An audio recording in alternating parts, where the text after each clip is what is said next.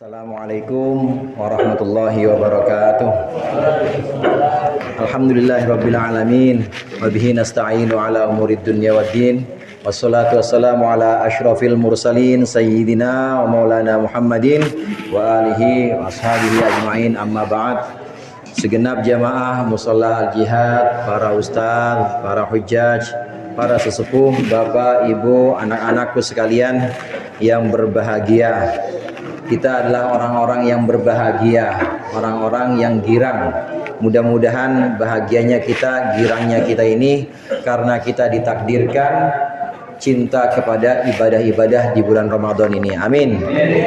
Orang yang memang sudah Allah tetapkan kebaikan padanya, maka insya Allah dipermudah jalan untuk melaksanakan ketaatan. Kalau diajak ke musola, kalau diajak buat bersedekah, kalau diajak buat berpuasa, gampang. Maka insya Allah itu ciri-cirinya orang yang bahagia dunia akhirat. Amin. Hadirin hadirat sekalian, bapak ibu yang dirahmati oleh Allah, sebagaimana kebiasaan kita dalam bulan Ramadan, di malam-malam separuh terakhir itu biasanya suratnya diganti. Biasanya suratnya adalah surat Inna Anzalna dengan Al-Hakumut Takatur dan seterusnya. Ini tidak menyalahi ajaran-ajaran para ulama yang pernah kita dengar dari guru-guru kita. Memang anak-anak sekalian, saudara-saudaraku, dalam membaca surat-surat dalam sholat, maka disunnahkan suratnya itu tartib. Tartib itu artinya urut. Urut. Kalau Fatihah surat pertama, berarti surat kedua apa? Al-Baqarah. Surat ketiga Ali Imran. Surat keempat An-Nisa, dan seterusnya, itu urut. Begitu juga surat terakhir, surat An-Nas, surat berapa? 114. Itu yang namanya urut. Kalau kita membaca Al-Fatihah, kemudian setelah itu membaca surat, pasti yang pertama Fatihah dulu, surat nomor 1. Nah setelah itu baru surat berikutnya, surat yang pasti di bawahnya. Ini yang disebut dengan tartib, yang disebut dengan urut. Yang diajarkan oleh Rasulullah, yang diajarkan oleh guru-guru kita, tentunya ini juga ajaran Rasulullah. Ini dalam membaca surat-surat di dalam sholat, maka kita disunnahkan untuk tartib. Tartib itu contohnya begini. Kalau rakaat pertama Al-Ma'un tahu ya? Ara'aital ladzi yukadzibu biddin. Maka rakaat kedua surat di bawahnya yaitu Al-Kautsar. Jangan dibalik. Jangan dibalik. Surat pertama itu Al-Kautsar, rakaat pertama, rakaat kedua Al-Ma'un. Itu namanya udelnya terbalik. Namanya terbalik itu. Ya sungsang kalau kata orang Lunung. Jangan, tapi urut. Nah diusahakan seperti itu. Walaupun ini sunnah, tapi sebaiknya memang tartib atau urut. Nah demikian juga dalam surat yang kita baca di malam-malam separuh kedua Ramadan. Kalau kita perhatikan Inna Anzalna, ini urutannya adalah lebih atas, lebih dulu dibanding dengan Al-Hakumut Takatur. Begitu juga Inna Anzalna, ini lebih dulu dibanding Wal Asr dan seterusnya. Ini yang namanya tartib atau urut. Nah selagi kita tahu seperti ini dan sudah tahu ilmunya, maka hendaklah kita melakukan pembacaan surat dalam sholat ini secara tartib atau secara urut. Nah kalau ada yang belum urut, ya udah nggak apa-apa, dia udah sholat aja lumayan ya, udah mau sholat dan mau mimpin aja udah alhamdulillah. Tapi kalau udah tahu ilmunya, maka lebih bagus lagi, lebih baik lagi, karena semua ada ilmunya. Kayak anak-anak muda di sini nih, anak-anak muda sama orang-orang tua yang udah nikah, sholatnya pasti lebih utama yang udah nikah. Makanya jangan jomblo.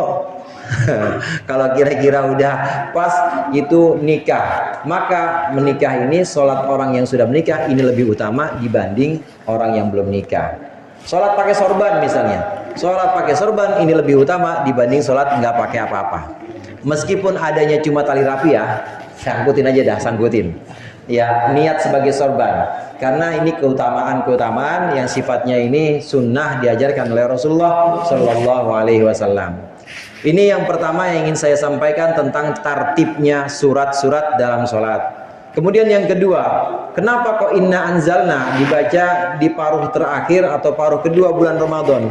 Ini untuk mengingatkan kita bahwa di malam-malam akhir Ramadan ini menurut ulama ada malam yang namanya Lailatul Qadar. Inna anzalnahu fi Lailatul Qadar. Sesungguhnya aku menurunkan Al-Quran pada malam Qadar atau malam kemuliaan. Ini buat mengingatkan kita, buat mengingatkan supaya kita lebih giat lagi beribadah di 10 terakhir bulan Ramadan. Kalau yang dulu itu barisannya cuma 5, harusnya kalau udah 20 ke atas ini bisa sampai luar-luar. Harusnya ya. Ini sih sampai luar sendalnya. Orangnya ada kemajuan. Sendalnya tetap di belakang. Nah, di malam 10 terakhir bulan Ramadan, disinilah ulama mengatakan ada kemungkinan ada Lailatul Qadar. Ini banyak kemungkinannya, yaitu tanggal 20, 21, 22 dan seterusnya sampai tanggal 29. Pembacaan surat Al-Qadar Inna Anzalna ini untuk mengingatkan kita bahwa pada malam-malam terakhir di bulan Ramadan itu ada yang namanya Lailatul Qadar. Saudara-saudaraku sekalian, Lailatul Qadar ini khairum min alfi syahr, lebih baik dibanding 1000 bulan. Asbabun nuzul dari ayat ini, pernah satu waktu Rasulullah mengisahkan satu orang ahli ibadah dari Bani Israel. Jadi umat sebelum Rasulullah, umat sebelum Islam, ada satu orang yang ibadahnya setiap malam dia tahajud dan setiap siang dia puasa dan dia jihad fisabilillah. Berjuang di jalan Allah sambil puasa, malamnya tahajud. Besoknya begitu lagi. Besoknya berjuang di jalan Allah sambil puasa nggak putus. Nah, kemudian malamnya tahajud terus begitu terus. Dan itu dia lakukan selama 83 tahun atau 1000 bulan.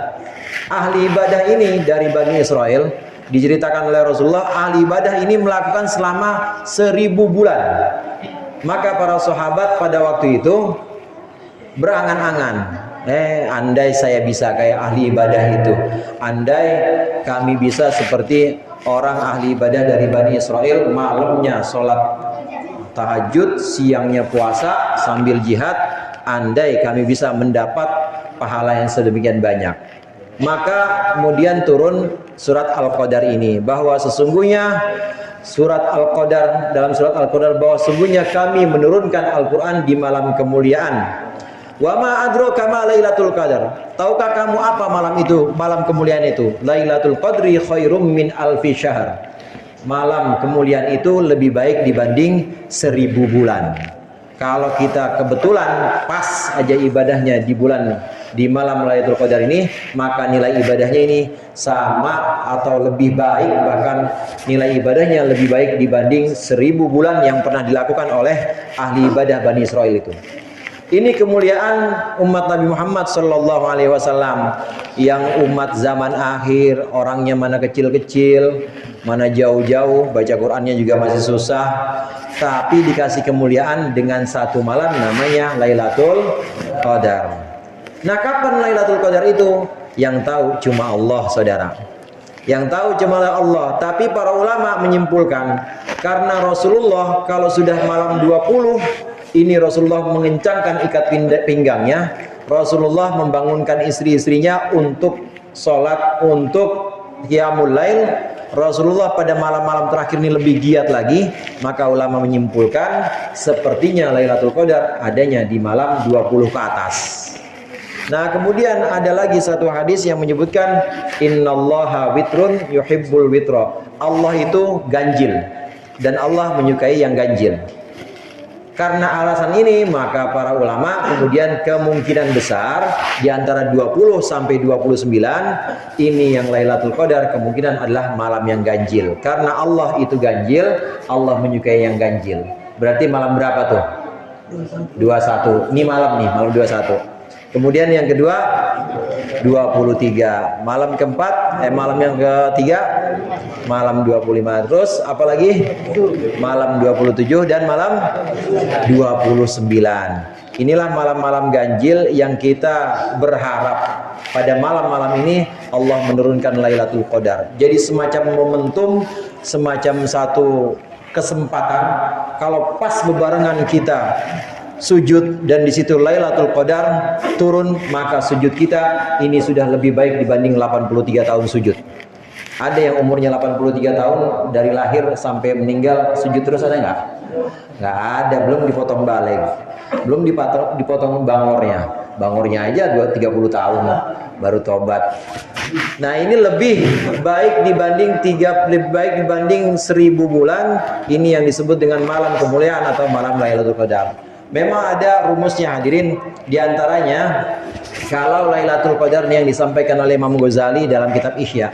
Kalau Lailatul Qadar, kalau puasanya mulainya Minggu atau Rabu, maka Lailatul Qadarnya malam ke-29.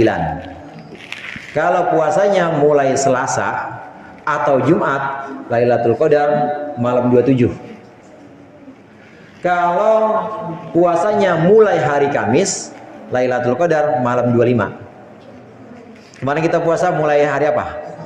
Sabtu. Kalau puasanya mulai hari Sabtu, maka Lailatul Qadarnya malam 23.